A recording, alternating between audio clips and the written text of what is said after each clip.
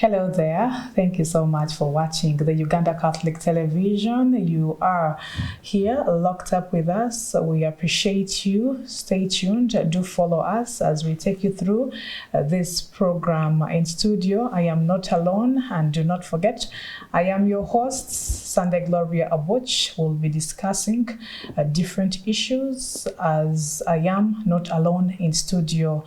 I am going to first take you through my guests today that will be introducing themselves, but I think I can do it partly because I can say the names, and sister, I hope I will say the name right. Yeah.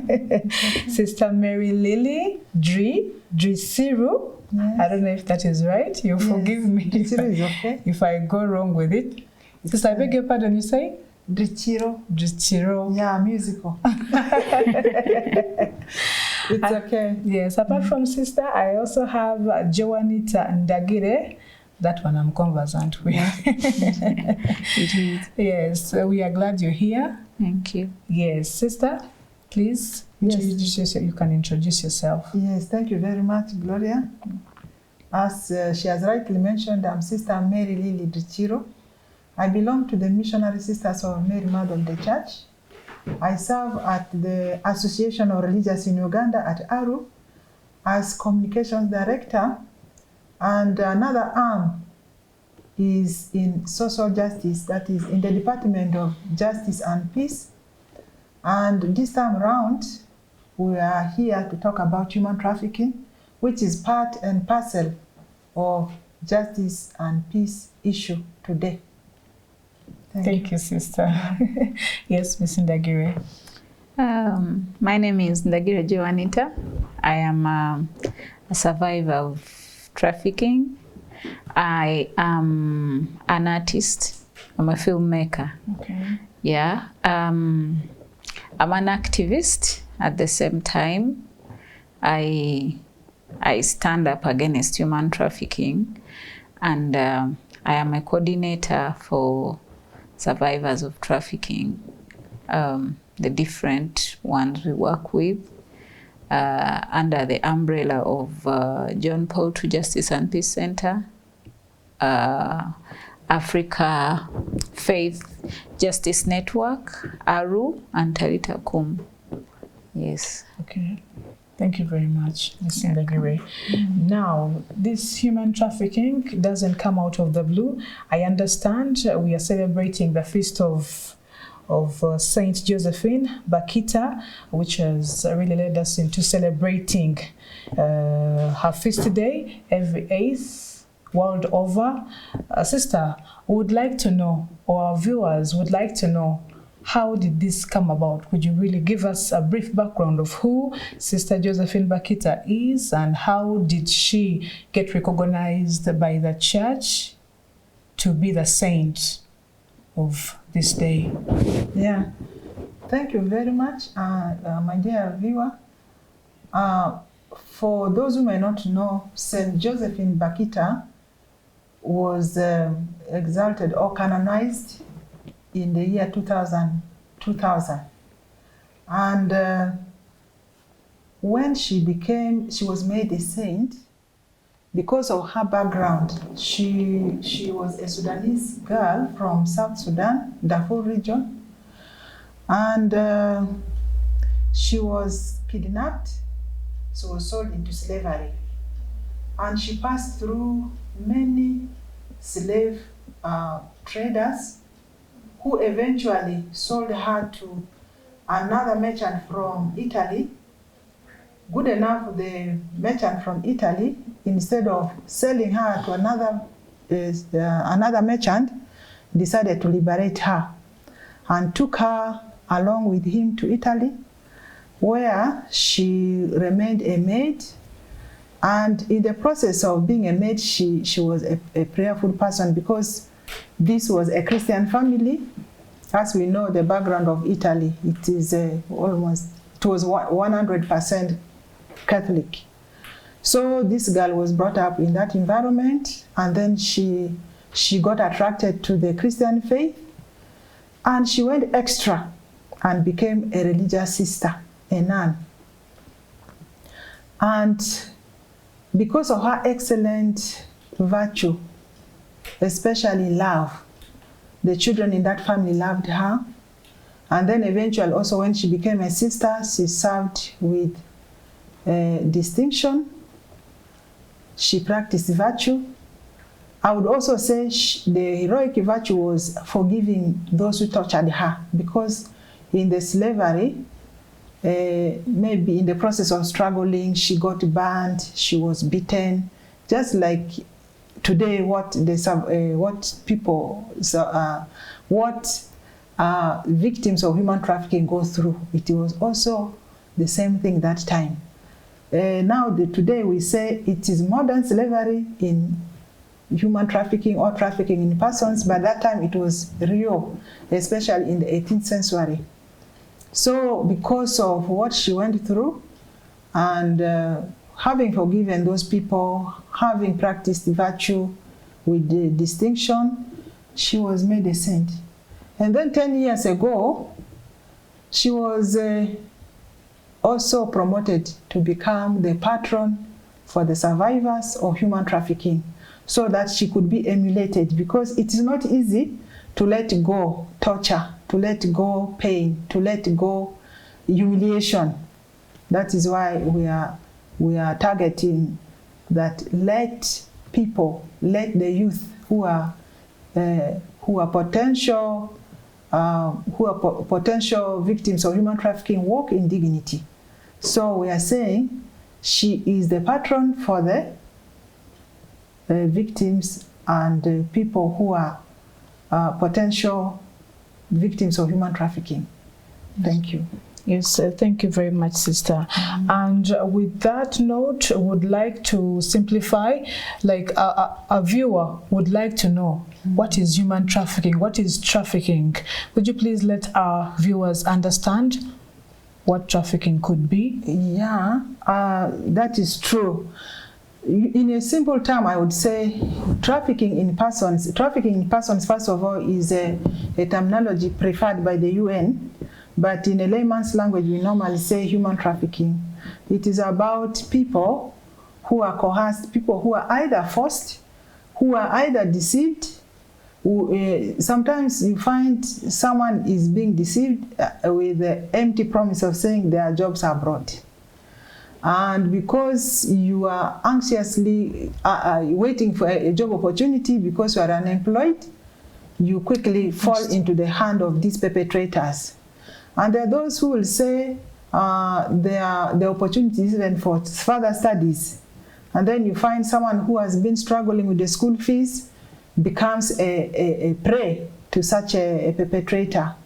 And then others will say, maybe there are job opportunities abroad when actually they are trafficking you within. So trafficking could be done domestically, that is locally, where you find even relatives going to get their fellow relatives to come to the city, or it could be Kampala or it could be other cities. Today we have multiple of cities. You can be Jinja, it can be Kampala, not Kampala but Mbarara, it could be Gulu, or any other big town in today. So you find people leaving their home to go to unknown destination in search of opportunity.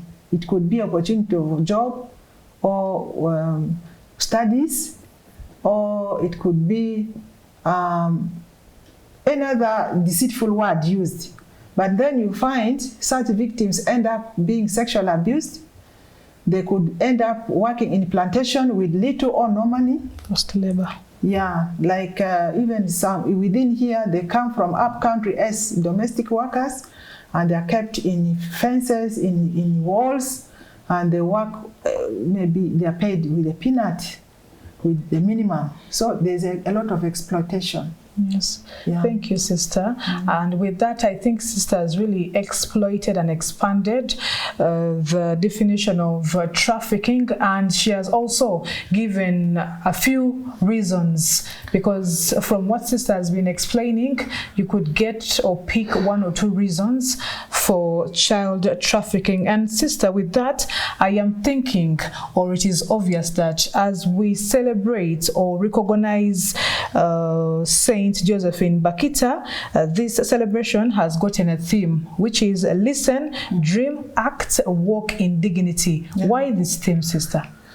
Why this theme is because sometimes victims don't reflect. We are saying we should dream. We should have, good things come out of dream. So we should encourage positive dream, especially I'm making this appeal to the young ones. You could be a student, you could be maybe someone still aspiring to go to school, you could be planning to join the university, you could be making steps.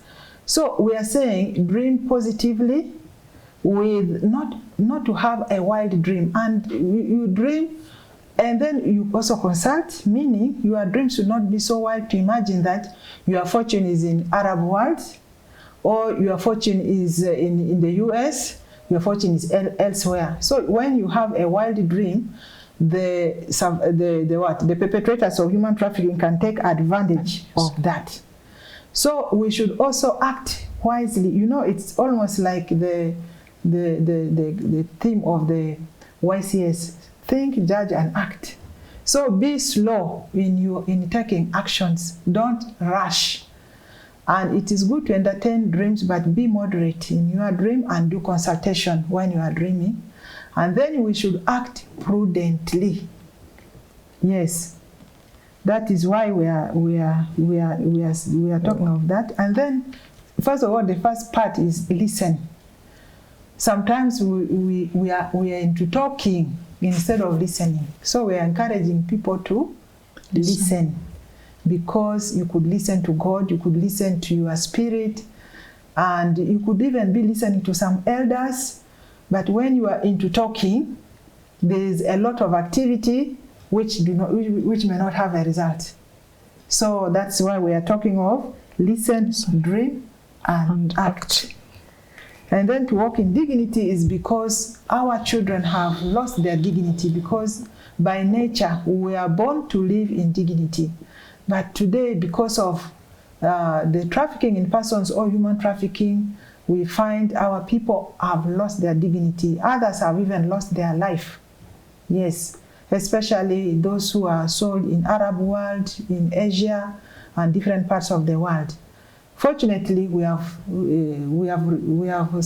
rescued a few, and we shall listen more about what happens there. Yes. Yeah. Oh, thank you very much, sister. I would like to hear something from Miss Ndagire.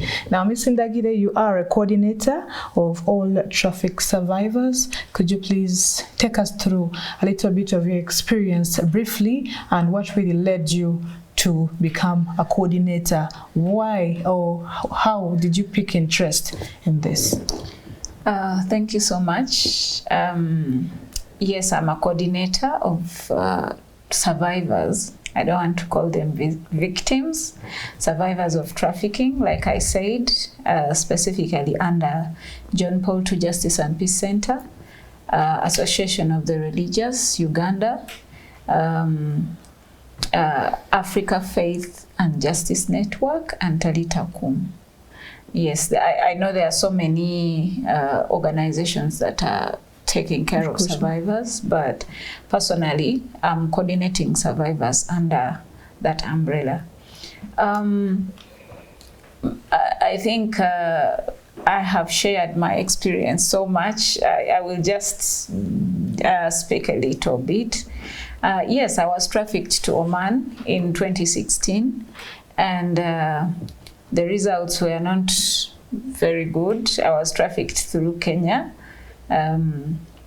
Yes, we entered Kenya illegally, and we left Kenya illegally, actually, because we were even arrested at the airport, Jomo Kenyatta. You would excuse me, like, did you know that this is illegal? Or because there are some people who really, they are tempted, or they be like, they are saying, let me try. Whether it is illegal or legal, they have something they are dreaming of, whereby, yes, it will take us back to the theme where sister said, the theme will say, listen, a dream. As you said, sister, that you have to dream with care and caution. You had one aim. Yeah. To go, and of course you know there are some agencies or recruitment centers or companies. Did you really know that this is the right way I am doing it, or you had to just go because you had a dream? Not really. I actually, everything was different because I left home to go through Entebbe airport. So I just saw myself... You wanted a legal process? No, I went through what everyone calls a legal process. And by the way, I did not apply for the maid job. No. I just found myself there, and I just found myself passing via Kenya. I got to know that I was passing via Kenya when that very minute I was traveling. So it was complicated. I did not know fully that this was the process, because for me, I thought I had to go through Entebbe airport, board, and go. But we sat. I was with a brother of mine who was told, she's waiting for her other friends so that they can go to the airport, Entebbe. So we sat for a long time, and afterwards they told me that we've received a call, and unfortunately, you guys are going to pass via Kenya. They are saying that your visa came through Kenya on the last minute. So I didn't really know that specifically I'm going to pass via Kenya. But I went anyway, because I had some people who had passed through Kenya. And but I didn't know what reality was there. But reaching Oman, that's when I got to know the reality. When we, first of all, on board, on the plane, those people never paid our food. We were on the plane, other people were eating for us. We were just looking. Actually, last week we happened to have a space on Twitter discussing the same point, and I pointed out the fact that companies send girls on board, and they don't pay for them food, and other people be eating food on board while these girls are just looking. And at the same time, we have long connecting flights. That waiting time is too long. That you leave home, you've not eaten, on board you don't eat, then you have a long connecting time before the next flight. All that time, almost 2 days without food. It's really, really unfortunate. Okay, I'm laughing about this because it's in history, but it's still happening. Unfortunately, and this time I witnessed it myself. Oh my God, I felt really bad. I was traveling recently in November. I passed via Entebbe airport. I was going for a conference still about trafficking. It was a conference for survivor leaders by Humanity United. It was in Nepal. So I went. Unfortunately, they booked for us. I'm calling it unfortunate, because really these airlines, I think, are also in collaboration with traffickers, because they booked for us this airline. We reach on board, they start serving food, and my immediate neighbors don't have anything to eat.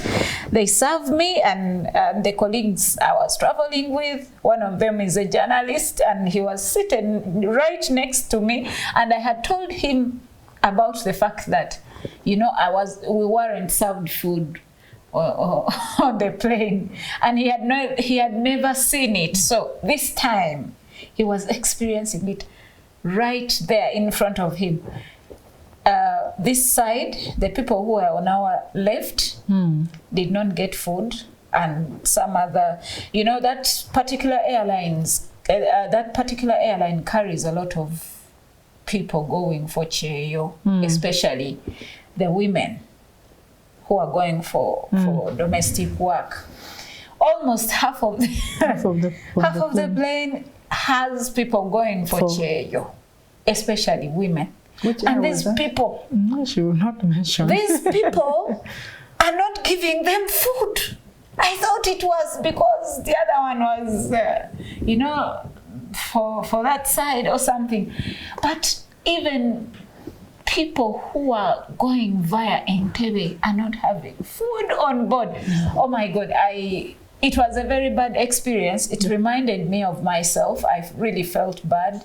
And, you know, these girls were even shy to share, because I and my friend were like, I think we should share this food. But you couldn't share with everyone. After injecting even a lot of money. Exactly. It was sad. It is still happening. You know, companies, you should stop this.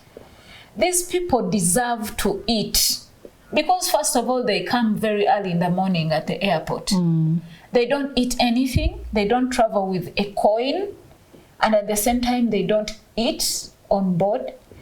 When we reached Dubai, because we had long hours, we had like 8 hours before our connecting flight to Nepal. And we were, you know, for us, we had, you know, the money to buy this because the journey was facilitated. And then, you know, you are at the airport, you see your fellows, they are just seated there. And you have nothing to do about it.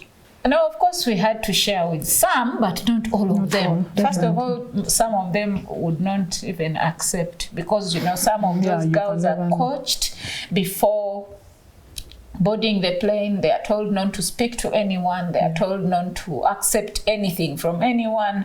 So I understood them, those who were like, no, we cannot. I really understood, because I know these things. This is how they do it.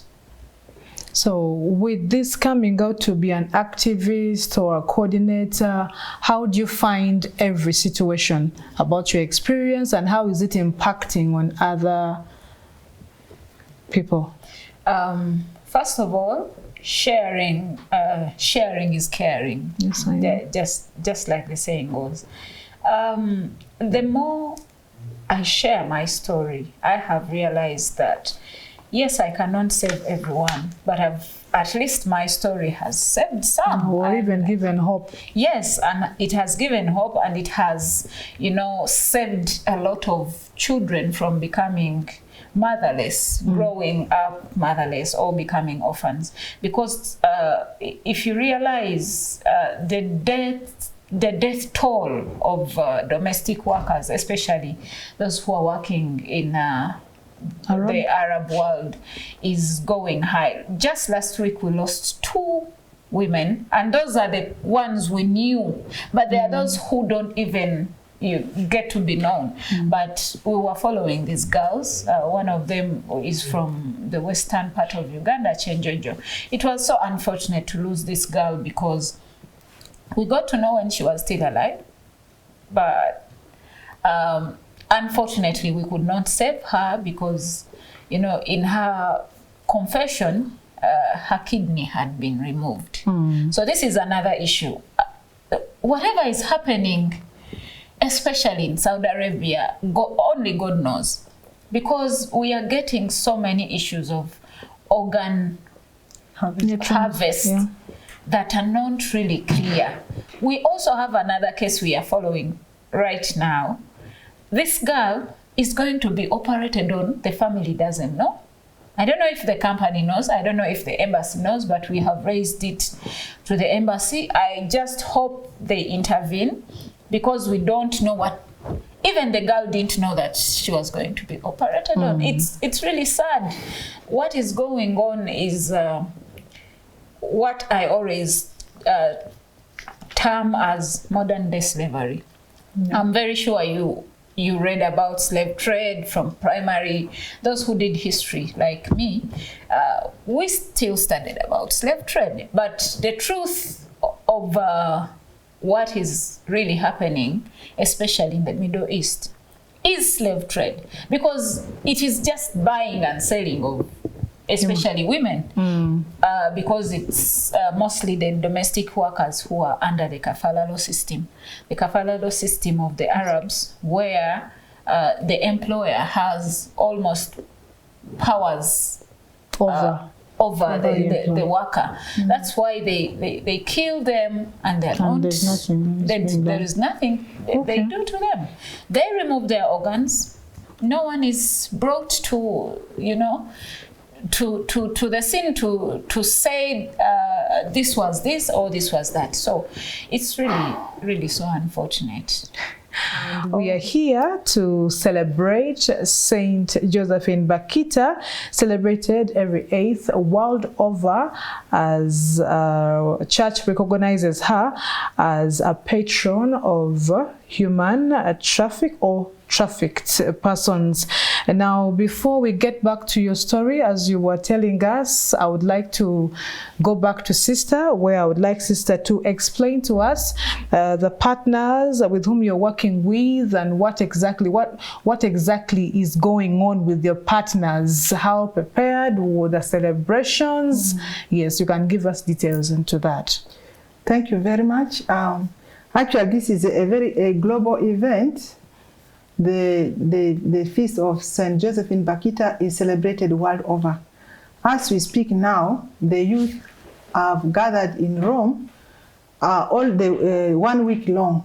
They have been there with the Pope, and this mobilization was done by one of our partners, that is Talita Kum International Network. It is a network which was initiated by sisters to rescue, to restore, and to stand for the rights of the survivors of trafficking, and even those who are still being victimized, and find ways of how we can help them out.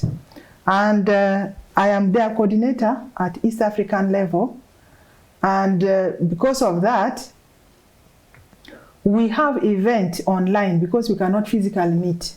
We have events online where we are going to showcase the different activities carried out by sisters world over. We are going to have videos, we are going to have talks, we are going to have even some ambassadors are involved, especially the ambassador of UK to Vatican is a very strong person in this network, and others. And then another partner we have is global. We have Africa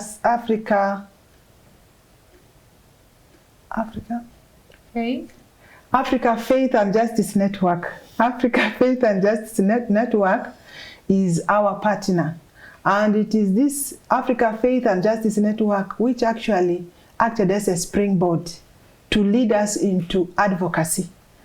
What has really brought us to speak openly is that element of advocacy, and I'm one of the advocates against human trafficking.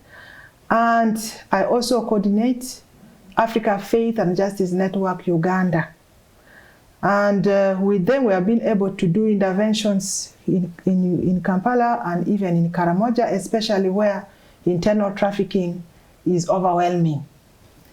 And then locally, we have John Paul II Justice and Peace Center. These are our partners locally. And then we have Uganda Episcopal Conference, especially the Department of Lay Apostolate under Father Fred Tusingire. They would have been here, even Mr. Alfred Avoni, the director of of John Paul II Justice and Peace Center should have been here, but for one reason or the other, they are not able to be with us. And then we have individuals who work with us, but in generally, because issues of human trafficking or trafficking in person is very sensitive, people tend to shy away. But we are saying, once something is talked about, something is exposed and talked, that is already a process to winning the case. Yeah. Thank you, sister, for that elaboration. I would like to know, being that we are now talking about Saint Josephine Bakita in the church, do you to what extent do you think the church has played its role in the vice of trafficking? The church is playing a very big role, and actually we have another partner which I did not mention, that is Santa Martha Group.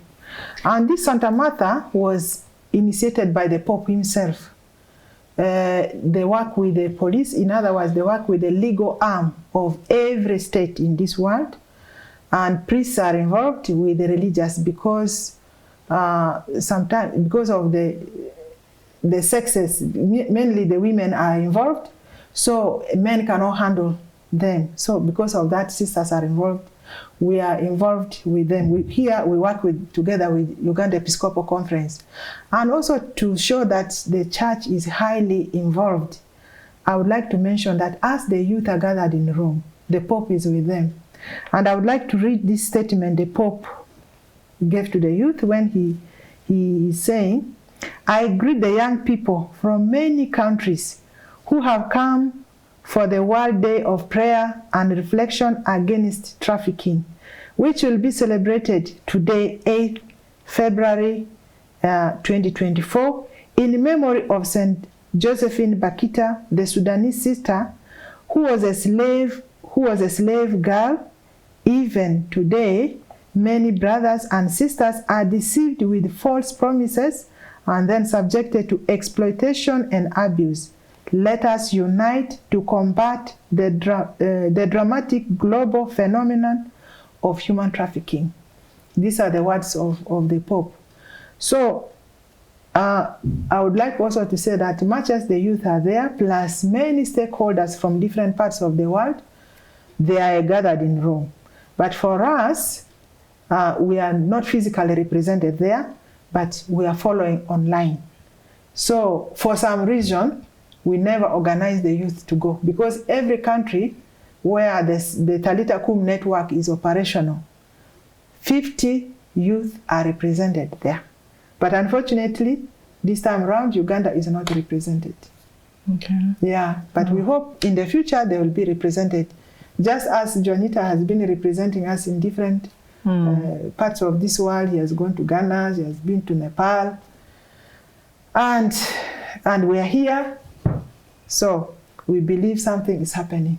Thank you so much, because sister. Even now, as we speak today, yesterday we have St. Josephine Bakita Network, which is now the Ugandan network. It is coordinated by Sister Semerita Mpambu, and they have a gathering at Entebbe together with the leaders of Talita Kum Uganda. We have representatives from the 4 ecclesiastical provinces with their committee members. So they have also been reflecting and laying strategies for this day. And we believe in the forthcoming years, we shall be more available, in an open platform like this. Okay, sister. Yeah. Thank you, sister. We'll get back to you as we finalize, I guess. Yes, Ms. Ndagire, could you please, let's rewind a bit as you conclude on your story as you were still telling us? Yes. Picking from where I stopped, I was urging the youth and the companies to please respect the dignity of the mothers of this nation.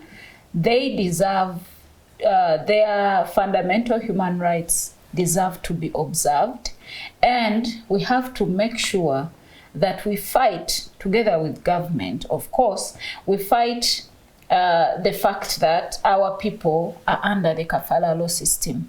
It is one of the biggest problems in this world. At least it was Qatar was forced to abolish it, at least. So I would urge government that instead of insisting on countries where the kafala law system is still very vibrant and observed, they could look at other countries and export labor to such countries where the kafala law system is no longer working. The labor companies and the government normally tell us that they only have a bilateral agreement with Saudi Arabia, but what is coming from Saudi Arabia is really not good. So we really need to check ourselves as a country, and also need to find other places where our people can work. Also, we can also export professional labor. Why are we only exporting domestic labor and other casual types of labor? I think we have the capability to export professional labor to other countries. We should really move away from this habit of exporting casual labor and domestic labor, because the way our people are treated is really not good. Talking about the dignity Sister has been talking about, traveling like as if you are carrying an illegal self, like as if you yourself, you are an illegal object to another country, and again traveling without meals, all your dignity is ripped off. You are like, I don't know, even dogs when they are traveling with their masters, they are really taken care of very well. The first time I traveled by air was when I was going to Oman. So the second time I left Uganda to another country was when I was going to Ghana. And the care was totally different. That's when I got this, my mind was so triggered that really every human being needs to travel like this. Every human being needs to travel with dignity. It was even better when I was still representing. There was an ecumenical conference in Germany. Still last year, we were still talking about the same issues, but this time we were focusing so much on the Africans that go to the Middle East, that go east, because we have the records of the Africans who went to the US and Europe at large, if you're really critical, but we don't have records of Africans who were taken to the Arab world, even during the times of slave trade. So my travel to Germany, I was really welcomed like some country ambassador, and we were really treated very well. Even recently in Nepal, we were picked from the airport. Wow, everything was so smooth, and I'm telling you, this is how every human being should be treated while they are traveling, especially from their country to another. People need to be treated with dignity, because as we are fighting for the global human rights, we need to start from home.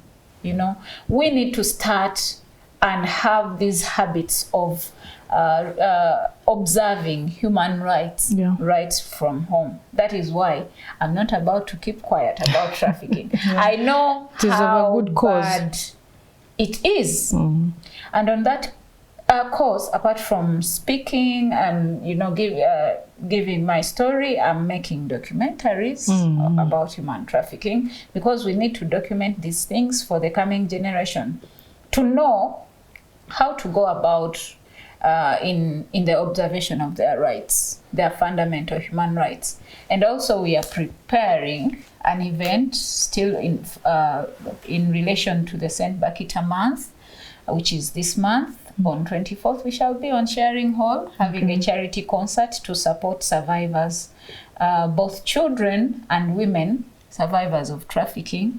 Whatever will come out of that concert will go towards the support of survivors and children, because when they come back here, and instead of being better, they be more vulnerable, they fall again.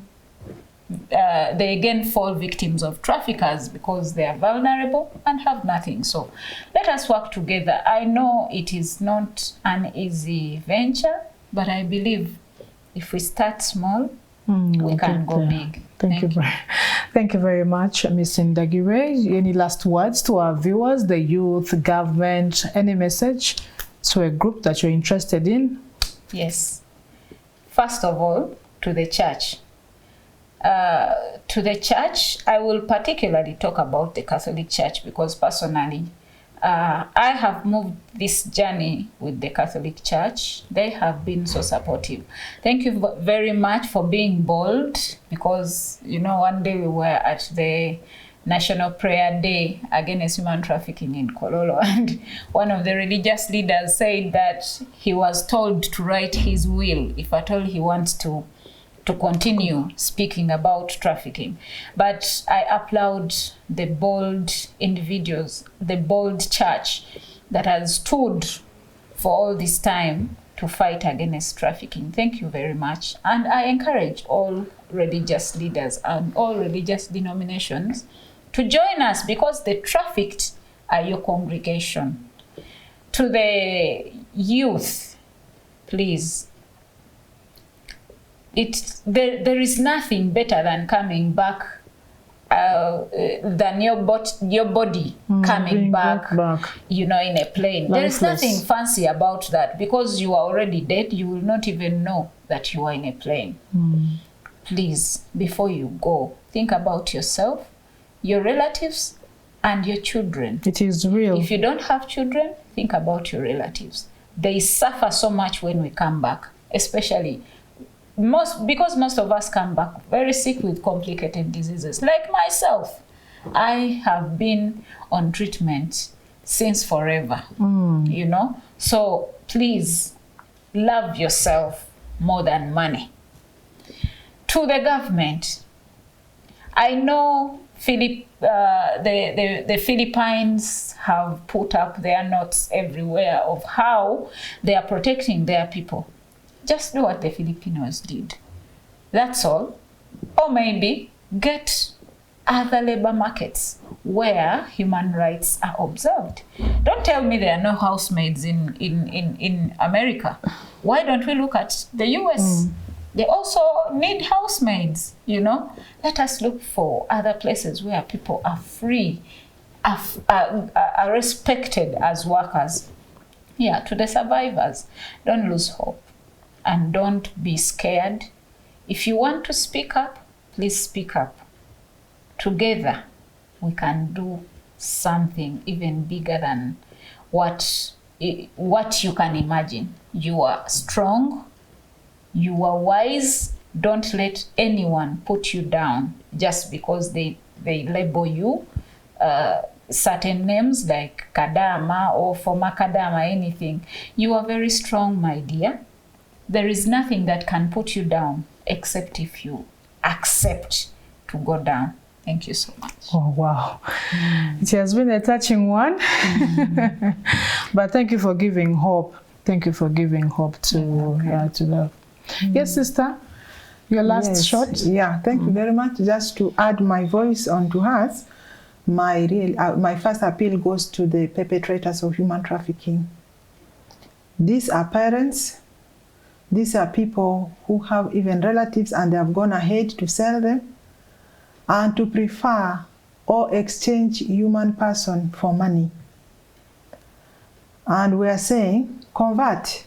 We are continuing to include you in our prayer because today is a World Day of Prayer and also sensitization on human trafficking. So we are praying for your conversion. Repent, because many have died. Many are maimed because some of them, out of pain, have attempted suicide, and they have lost some parts of their bodies. Some have broken legs, some have lost both limbs. Others have even gone out of their mind. They are mad. We are treating some of them in many hospitals in this country.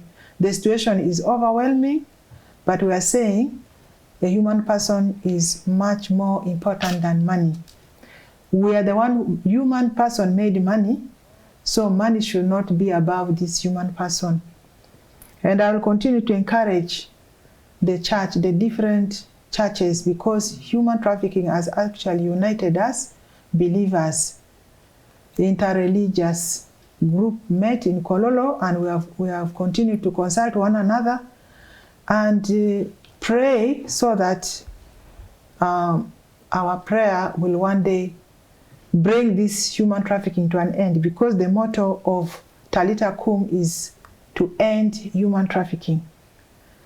And then to you, my dear youth, go slow. Life is long. Don't hurry. You can even be blessed here in your own country. We do not need to go elsewhere. We don't need to travel elsewhere to get rich. Life is what you make. You can even make that life within your country. So we shall continue with the creation of awareness, prevention, and prayer, so that we have sanity in this country. Thank you. Thank you so much, Sister Mary Lily. And with Sister's words, I don't think I can add or even subtract any. I hope viewers, you've been able to learn or pick one or two in the interest of this topic of human trafficking. Let us forge a way forward to find ways of how this vice can be fought, so that we can be in a world of sanity. From here, UCTV, I would like to say goodbye.